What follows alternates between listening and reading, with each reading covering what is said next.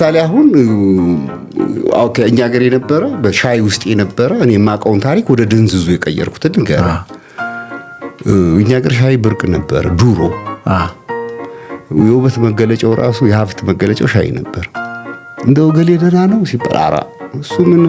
በቀን 2 ብርጭቆ ሻይ እየጠጣ ምን ይሆናል ነበር ይባል ነበር እውነት ነው እንደው ገሌ ተሳምሮባት ማማር ብቻ የተወለወለ ሻይ ብርጭቆ መስላለች ይላሉ ሻይ ጋር አሪፍ ነበርና ኦኬ እኛ ጋር ውድም ነገር ነው ምናምን ሰው ድንዝዙ ሻይ ሊጠጣ ፈልጎ ሻይ ቤት በር ላይ ቆመዋል አራዳዎቹ ሻይ አለ አለ አዎ የአንድ ብር ስንት ነው አለ እንግዲህ አንድ ብር ወይ 2 ወይ 3 ነው ያለው 9 አሉት እንደሚያመጣውን እንይ ብለው ማለት ነው እሺ ብሎ ገባ ከዛ ለአስተናጋጇ እኛን ከፍላለን ሰጪው 9 አለ 9 ሻይ ተደረደረለት እሺ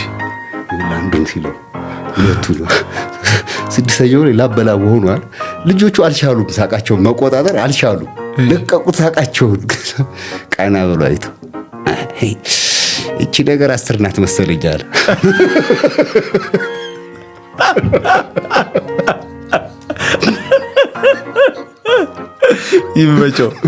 ይመቸው በቃ ልክ እንደዚህ ነው